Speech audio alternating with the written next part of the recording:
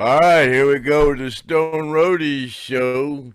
Take one, roll one, and burn one down. Welcome to the STONED Roadie show with Craig Reed. Of course, Craig is the most famous roadie in rock and roll history. And if not the most famous, certainly the most stoned. And today we have a special guest, Mike Estes. Hi. This is going to be somewhat of a reunion because Mike and Craig go way back, and there's going to be a interesting story that Craig and Mike are going to tell about how they met. Of course, Mike is an extraordinary guitar player, and he has the band Skinny Molly, and he's been in Lynyrd Skynyrd, the tribute band, and so he's got a lot of affiliation with those guys, and actually the way he met Alan Collins is a really interesting story. So we get to hear that. He actually was taught Freebird by Alan Collins one-on-one, and he was really good friends with Ed King. So we're going to start off here. Welcome to the Stone Roadie show, Mike Estes. How are you doing? I'm doing fine, man. Thanks for asking. How are you? Those are some great guitars you got back there behind you. Yeah, that one's my Moonshine model. That's kind of a Fiesta Red. I've always wanted one in that color and finally got one. And then this other one's a Frankentelli I kind of put together. And then my buddy Martin over in the UK loaned me that Dobro. Awesome. I'm sure a lot of people that seen Skinny Molly have heard Mike play. Craig, it's great. We got 3 people on here today. That's a first for the Stone Roadie show. And so we got Craig and Mike. Craig, you want to tell the story about how you met Mike? Well, I'd be glad to. Thank you for asking. Back in when Rossington Collins, I think it was 81. I think it was. Yeah, something like that.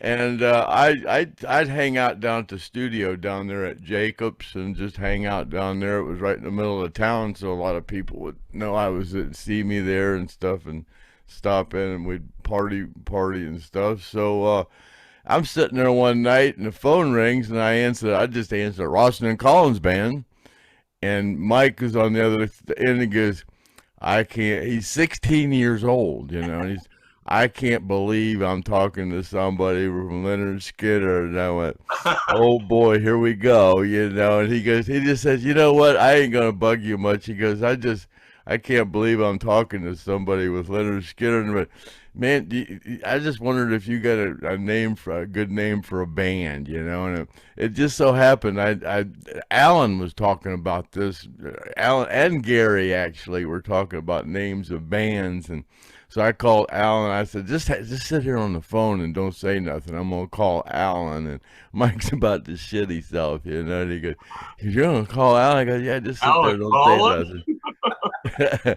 And I'm going to talk to Alan. So I talked to Alan for a little bit, and then I asked him, what was the name of that band you were talking about you'd like to use? He goes, Hell and High Water. I said, okay, thanks, Alan. So and Mike, I said, there you go. So, so Mike used that name, Hell and High Water, and then about 6 months after that, him and Steve Traum come down to Jacksonville. The guy that's Boxcar, Billy Powell's keyboard tech, and now he's with Peter Keith, and they come down and. We went to this Italian restaurant. I remember I had shrimp parmesan. Yeah. It was a pretty good place. So then we went over to Alan's, and I goes, yeah, we're just going to go to the studio. They're over there rehearsing. I goes, we're going to go in the control room, and it's blocked off from the regular studio in there. I said, just stay in the shadows, and they won't even. Bit that time. You said they couldn't see through that glass. I saw him stand in the shadows, but Alan was looking and he saw some people in there he didn't recognize. So he came in. I goes, Alan, this is a friend of mine come up from Ohio, down from Ohio. He's got a band, and you know, that name for the Hell and High Water. He kind of adapted that name, and here he is, you know. And that was at the time when Alan was into boxing gloves, you know. So he was wanting to box everybody, but nobody wanted to box with Alan because he had a broken neck from that doggone plane crash, and he just insisted. He said, Mike, he could hang around, but he had to box. So they went outside out by Alan's pool and just started boxing. Remember that you were and Alan, he couldn't box with his shit. He's like this, just a whirlwind, you know, just them big old long arms, just like this. And Mike's just popped him like that. It was funny. He's good, and Mike just go, pop. And he went back like this. I thought, oh my God, I've killed my guitar idol, you know. His eyes are watering. He's 16 years old, you know. He shakes it off like this and just goes, and comes in like, ah, flailing. That was great. I mean, so then, I don't remember if a little bit later you guys come down to Jacksonville, wanted me to book you some. Oh, that was for the Hannah Park thing. Yeah. Yeah, you guys come down there. Go ahead and tell that story. Oh, okay. They were all staying in one motel room. It was in Jacksonville. They were playing these bars, trying to make it. Go ahead, Mike. No, it was an efficiency, not a hotel room. And it was efficient, you know. There was 6 of us, and it was 1983, and 4 guys for some reason needed 2 roadies. I have no idea why. I don't have any now. So, but yeah, we were staying at Francis's Patio Court, a 3-room efficiency. Had a real small bathroom, a bedroom, a kitchen, 4-room, and a living room, and it was all tiny. But yeah, it was great. We were playing. We had got there, played a couple of gigs in Jacksonville that didn't go down that great, because we were playing at a straight country bar, and the guy that run the place didn't think that we were playing country, and he was probably right. But we were trying to pass stuff off as country, you know, and we did play some Haggard and some stuff like that, but we got fired from the gig. It was supposed to be a sit-down gig, and we got fired after 2 nights with no other gigs. So we hang out for a couple of days and decide we're going to go back to the house. So I go in to Craig's office over on Jacobson, and we're just going to tell him, hey man, thanks. We gotta go. And there's no gigs forthcoming. And while we were there, the phone rings in Craig's office, and it's little Lynyrd from Lynyrd Skynyrd's Lounges. You remember that? And he says, oh yeah. Yeah. And he says, yeah, I'm trying to get in touch with this band, Hell and High Water. And Craig goes, oh yeah, we're all in the office. And he goes, yeah, I can get in touch with him. He immediately starts, you know, he knows that there's a deal coming up immediately, and he's going to make the best deal he can make. So he goes, yeah, they can. I've got a good PA, and I've got, you know, microphones and lights and all this to put on a show, and so Lynyrd hires us for 6 nights a week, and we stayed down there doing that for like, I don't know, 6 weeks or something. And that was like some of the best time of my life was down there at that time with Hell and High Water. It was so much fun. We were doing just what we wanted to do. It was great. But when did you do Hannah Park? That was July 4th of 1983. We did Hannah Park. That was like remember we actually played Lynyrd Skynyrd's West Side Lounge after we played at Hannah Park. We had to go over there. I remember at the Still. Weren't you playing at the Still? Yeah, at Skynyrd's place, and Alan come in there and played with you. It was called the Still, but it was They just had renamed it Lynyrd Skynyrd's West Side Lounge, but it was the Still. Yeah. Yeah, but Alan come and played with y'all. Yes, he did. Yeah. We played Crossroads. I think we played Crossroads, Needle on the Spoon, I think 3 or 4 songs. Yeah. It was great. He loved to sit in with other bands. Hey, Mike, whenever you first played with Alan, was that the same day you were boxing him? No, it wasn't. When the first day we met, we boxed. But I remember being at the house though when it seems like that picture that was taken, I didn't know if I took that picture or if Boxcar took that picture, because I remember being there when he was doing that. When you were playing, when he was showing you how to play Freebird, and you thought that you were there by yourself, but I remember being there. No, I wasn't there by myself, but I know Ed Young was. Steve Trom would have been with you. Steve wasn't there on that one. It was really? Yeah, and here's how I know. Because I found the picture. I found a picture of me and Alan, and then one with Ed and Alan on the same day. So it had to have been him, Ed Young, who was our road guy when we were. Oh, I remember him. I remember Ed. Yeah, I remember Ed. Yeah. Yeah. So that's who was there on that day. And it was Easter Sunday, 1983. I'll never forget it.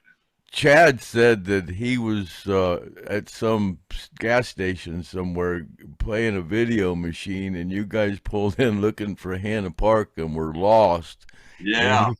And he goes, "Oh, I'm on my way over there. My dad's Craig Reed, and it was with Rossington Collins." He goes, "Well, throw your bike in the back and jump in." Wow, that's a coincidence. Man, that's so. Yeah, that's how I met Chad. Yeah, but me and you, no, I'd met him before that, because me and you went to one of them BMX things where they did the father and son BMX bike race. Man, and you was tore up when you went on. It got in the race, and woo. Oh yeah.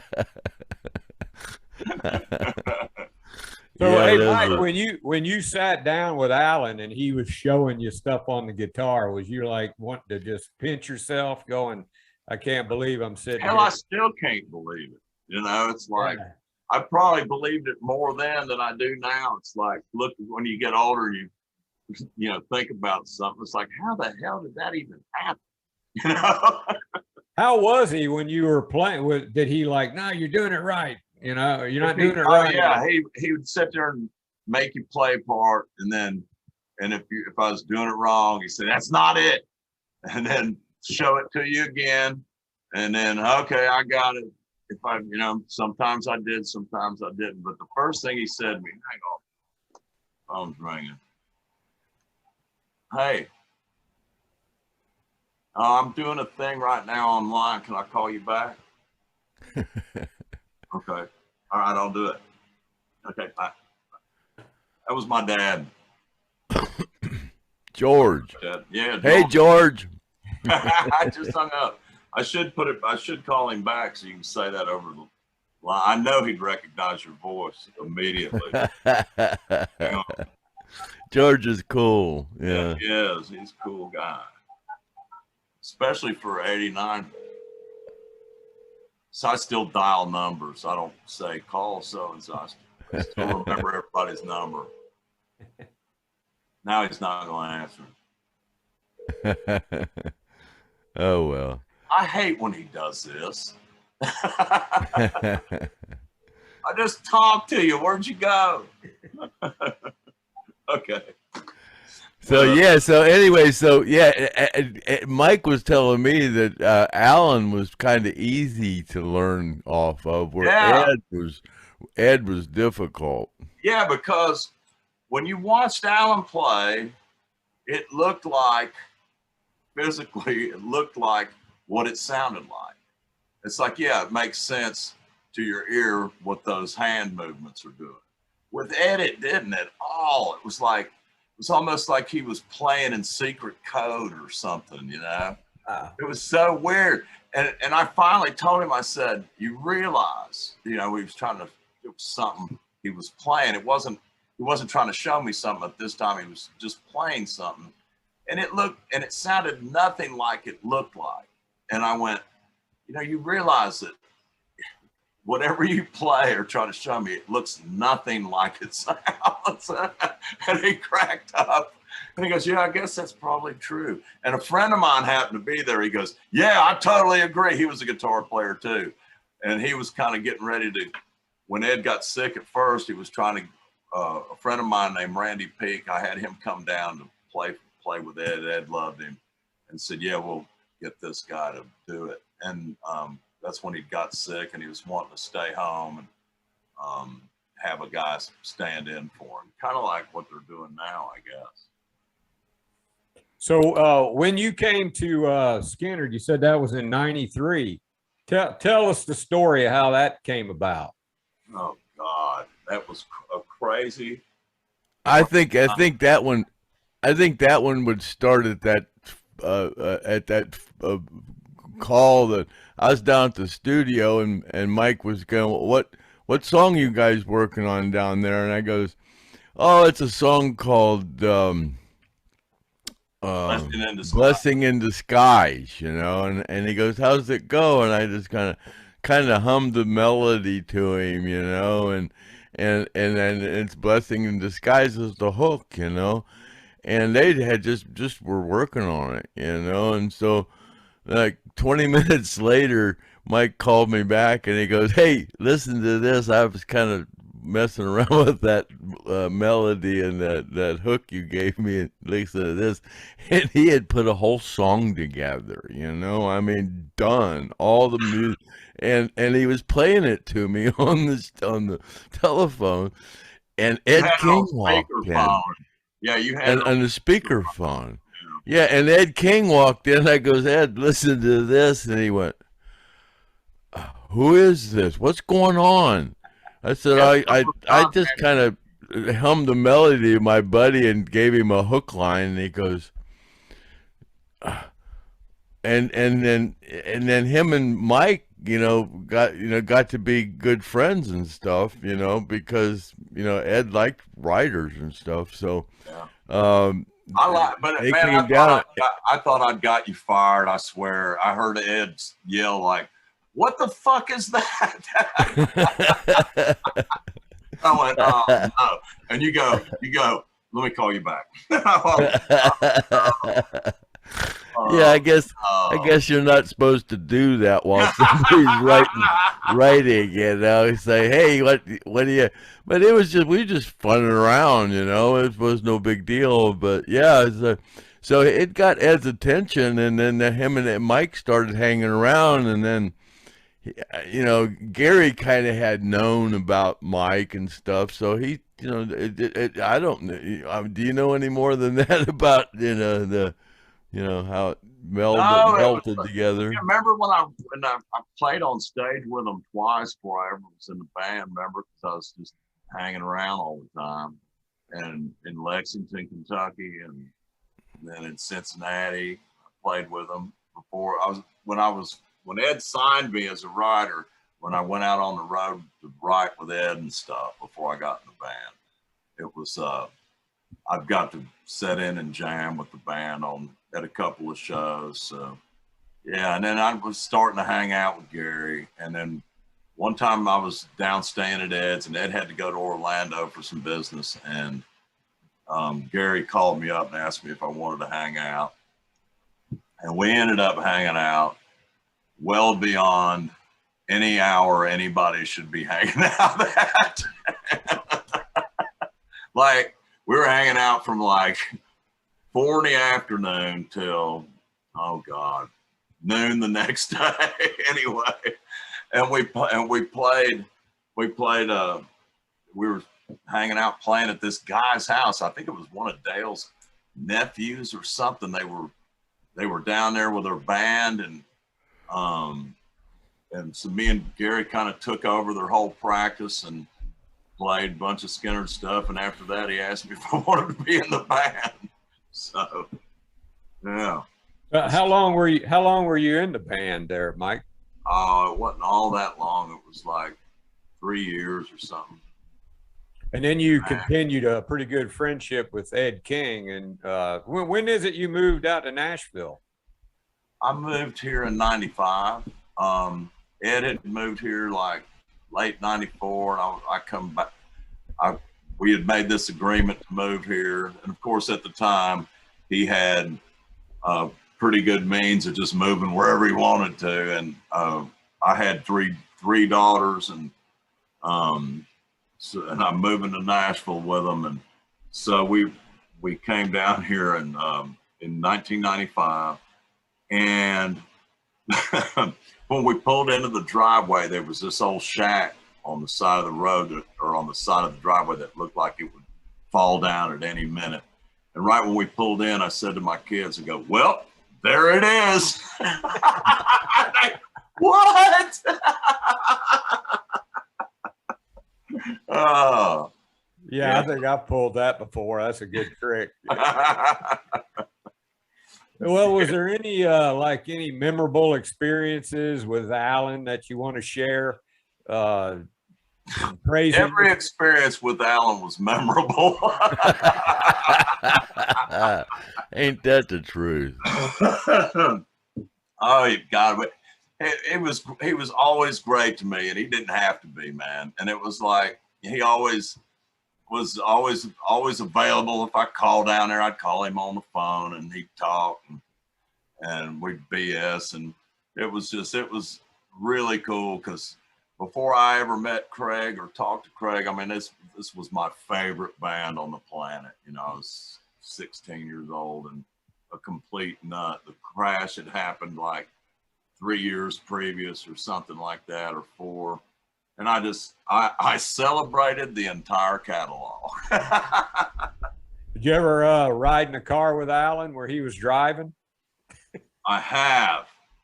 And every time, as a matter of fact, I think I've ridden in the car with him like 5 times anyway, and 6 times, whatever. And every time he'd start out driving, and every time it'd end with me driving. And I was a kid, you know, but I was like, "Man, you're going to kill us." Craig says he liked to take his foot and push it on top of the, yeah, it didn't matter, on the gas pedal. he would totally do that. He totally did it to me and my dad's Volkswagen Rabbit once. And that car was really fast too. It had a turbo, you know, 4-cylinder in it. Didn't weigh nothing, you know. Well, earlier, you guys, before we started recording, you were talking something about Craig passing out, and somebody, Gary, I think, and I forget who else it was, coloring your face with lipstick. Zach Weil, yeah, that was in Japan. Yeah. Yeah, you want to touch on that a little bit, Craig? Oh, that one involves Billy, yeah. That's a good movie. We don't talk much about Billy, but that one involves Billy. Go ahead and tell it. Yeah, I'm sure everybody'd like to hear that. Well, where did they paint you up at it? That when you me and Zach and I got drunk, and I walked into the room with Gary and Zach, and I was drunk and passed out in the chair, and they painted me up with lipstick. Yeah. And then Paul Abraham called me and said that Billy was down in the lobby and wanted me to go down and get Billy. And here I am, hammered drunk, and with my whole face is painted with lipstick, and we're in this 5-star hotel in Japan, and I go down the lobby, and all these Japanese people are looking at me like I'm Frankenstein or something, and I go up and find Billy, and Billy looks at me and starts laughing. "What are you laughing about?" So I went and looked in the mirror, and I was so drunk I didn't give a shit. I thought it was funny too, but we went back up, and then go ahead, Mike. Tell him about why Billy. That was one of the most. Billy, after that, I said, "Well, you remember back when we went to Japan?" And he goes, "We didn't go to Japan." I go, yeah, we just got back a few months ago. And he goes, oh, I don't remember that. It's like, we were there 10 days. He didn't remember a minute of it. And so that's after you went down there, he called me up on the phone, and it's like early in the morning or something, like 7:30. He calls me up on the phone and says, hey, Mike, you want to go to the bar and get a drink? And I go, and I was dead asleep. I go, Billy, it's 7:30. He goes, I know. I go, in the fucking morning. He goes, oh, sorry. And so then he calls me up later, like an hour later, and all this had happened with Craig, and he called me up to tell me that his entire luggage, his video camera, everything he owned had been stolen from his hotel room. And what had happened is he had taken all his stuff when we checked in into his room and put it in there, locked the door. Then he went back out and drank some more, whatever the hell it was he did. And then he went to a room that was next door to his room and somehow got in it. I have no idea how he got it, but he got in there. So he opens it up, and of course none of his stuff's there because it ain't his room, right? So he gets on the phone immediately to me and says, Mike, someone stole all my shit out of my hotel room. And I go, what room are you in? Hang on, let me see. So he comes in, 212 or whatever it was. And I go down there, and when I got down there, finally, he's got the hotel managers like all bent out of shape, and he's down there, all kind of, talking, and no, he doesn't speak English. And what had happened is Billy had put his luggage in one room, went and got it in another room, couldn't find his stuff, of course, because it was in the room he was in originally. And so, put out an all points bulletin on his luggage, called the manager, raised all kinds of hell with them, and called me. God knows who he's called, but I was down there when it came to light that, hey man, that's not even your room. Oh, sorry. A lot of time had passed before he figured that out. Hours. It had been, because like Craig said, he went down there first, and then I don't know what happened when you were down there, but when I somehow got called to come down there, because me and Billy was pretty good friends, we had this whole thing we did, all these skits we used to do. You remember when he'd do, his Jimmy thing, and oh God, yeah. Oh God, it was so funny. And you got to be really good friends with each one of the band. I did. I really did. And that's why it's like, and then after it was, me and Ed were both given our papers on the same day. And it was like, I hated to be out of the band, mostly because those dudes were my friends, It was like I was really good friends with Leon and Billy, and it was, and you and Gary were really close at the time too. Me and Gary were best buddies. There's no doubt about it. At one point. So and Ed, and then Huey came in the band, and he was okay, I thought, and it wasn't Ed King, but Huey was a fantastic guitar player, but him and Ed just played a lot different, but yeah, they went on with that. Something that we had mentioned earlier, today is the anniversary of Leon Wilkeson's death. So we wanted to mention that, right? Rest in peace, Thumper. Yeah. And it's the same day that Craig, you named your dog, right? Yeah, I did. Yeah, we had just got off the road, and I'm laying in bed, and I get the that was after I had gotten the word about Leon. I just kind of, and I was just laying around, you know, just kind of moping, and it was just that morning, you know, and then I'm laying in bed, just kind of, you know, and I get a phone call that from the breeder that my dog was ready, you know, to be picked up, you know, so. You know, I knew it was a little male, you know, so right away I knew. I had no idea what I was going to name the dog before I got that call, you know. And as soon, you know, I'm laying there, and I, you know, it was Leon. I knew Leon had died, so I right away got the call, and right away I knew I was going to name the dog Leon, you know. Yeah. What else could you have named? Yeah. Oh yeah. That worked out good. Because I still, whenever I yell at Leon, I always go, "God damn it, Leon!" It sounds like just, Billy. Leon.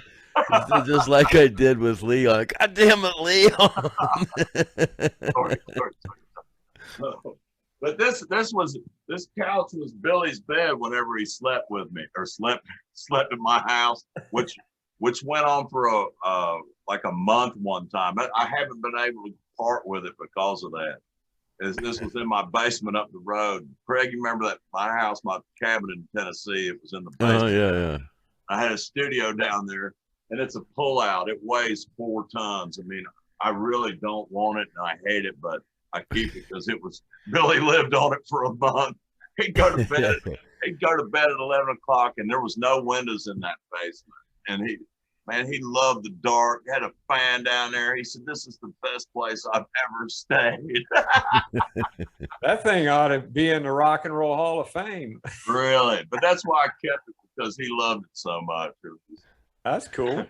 Hey Griff, we ask a bunch of people for questions. Is there anything that we got some questions pertaining to Mike in there, so we can maybe we're not going to cover everything we'd like to cover on this one. Maybe Mike could come back sometime. Of course, I'll do another. I'm blast. Yeah. Okay. Yeah, you got something somebody was asking. I got some questions. I put a post up that Mike was coming on today, and we have a few questions. I don't know. You may even know this guy, Brandon Campbell. He's got that band that he works with, Fortune Child, and he's this guy here. The one that Kevin Elson produced their record. Yeah, this guy is his drummer's Billy Gibson's drummer. He's a technical. This guy here, he knows a lot about guitars and amps, and he asks this Brandon Campbell. Mike played Allen's Explorer on Easter Sunday, 1983. Tell us about the experience and what you thought of that guitar. What did Allen have to say about it? Oh, well, there was a couple things about that. That guitar had a Louisville slugger neck because it was a 58, which was even bigger than a 59. And I've got a 58 Les Paul Jr. That has the exact same neck as that Explorer. And the guitar played great. It sounded great. By this time, Allen was more into Strats and Les Paul specials and stuff like that, which I later got into Les Paul specials a lot and juniors mostly. But that was Allen's guitar. We were playing straight into a PV Mace 212, 160 watts. It was loud. And it was amazing to do that. It was one of the, I know who Brandon Campbell is now. It finally hit me. Okay. And, but yeah, it was amazing. And he had actually tried to, we were going through a lot of his guitars and stuff.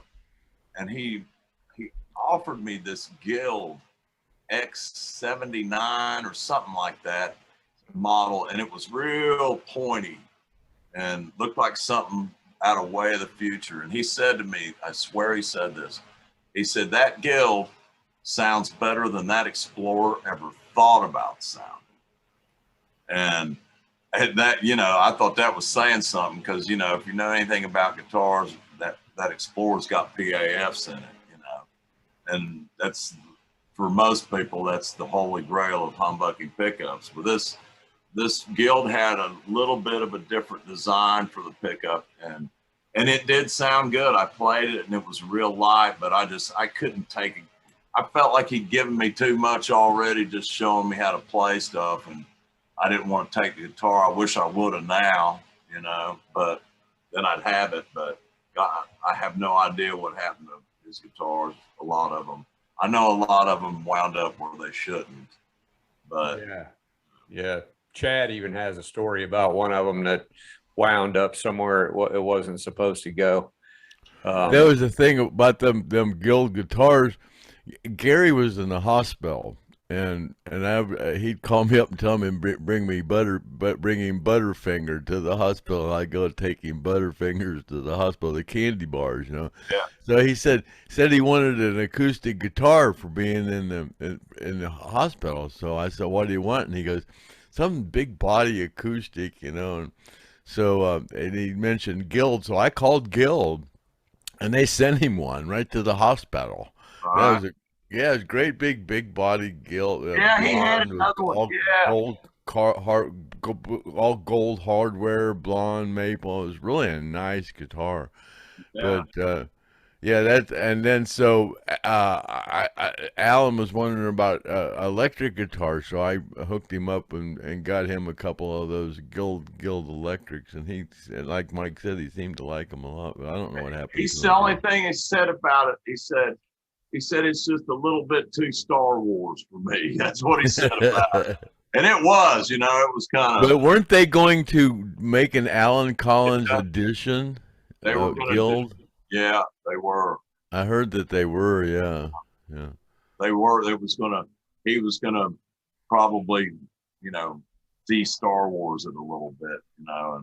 But he was really. Yeah, I heard he was gonna do an Alan Collins edition Guild. Yeah. Yeah, he was, and so that's my Mike Estes edition. Talk about, that's kind of Star Warsy looking to me. It's I had a buddy of mine in here where I lived make that, and he did a hell of a job on it. Plus, it's Fiesta Red. All right, I got another question. This is Otto Motev. Oh yeah, that's my buddy. That's my buddy Jeff. Yeah. Which is cool. That's a cool name that he came up with. He says, "What do you remember when you think of Craig Reed? Who is Craig Reed to you?" One of the best friends I've ever had in my life, man. If it wasn't for him, it's like there's times I dodge phone calls and stuff, but I never dodge his. If he calls me, I answer it if I've got the phone on me. It's like, and there's very few people I can say that about. There's my dad and there's Craig, and that's it. And but yeah, he's been one of my top friends. If it wasn't for him, I wouldn't be doing what I'm doing now. And he's everything to me. He's one of the greatest guys I've ever met. He's completely funny as hell, and he doesn't bullshit you.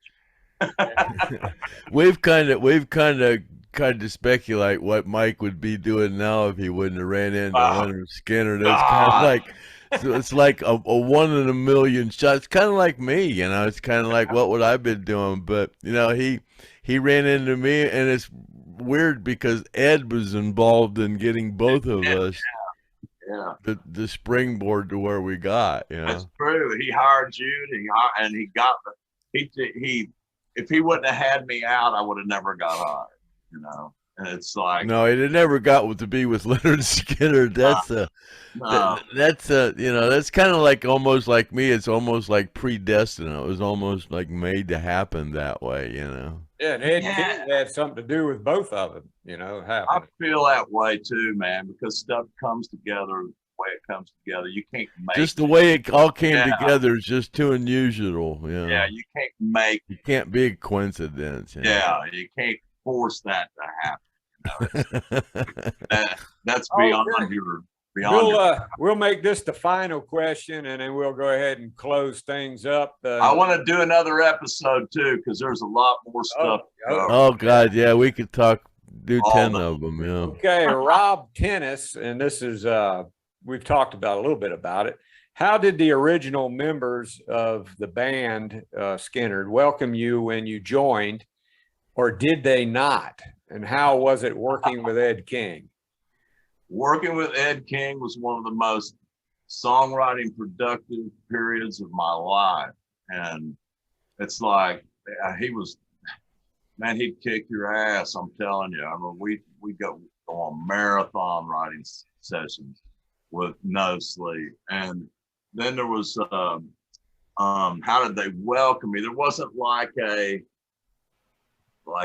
party or anything, but everybody was genuinely welcoming to me because I knew everybody in the band for a couple years before that, and everybody seemed to be real cool with me being in the band. So, but yeah, it was a hellacious experience. I wouldn't trade none of it, not even now. And it's like, yeah, it was really great working with Ed, and it was really great being in the band. Awesome. Hey, Craig, you got anything else?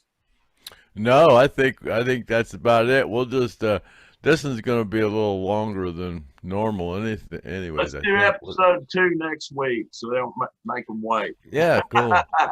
Sounds good to me. Okay. All right, we ready to call that one a wrap? I guess this is what, 24, huh? Yeah, I think it's 24. Yeah, 24 episode. But no, that wouldn't be it. It's episode 24A. Yeah, our first one with Mike. I'm sure there'll be a few more. All right, we're just gonna call that one a wrap then, yeah. That'll be take one, roll one, and burn another one down. That's a wrap and cut. We'll see you next time, Mike. See you guys, man. Bye.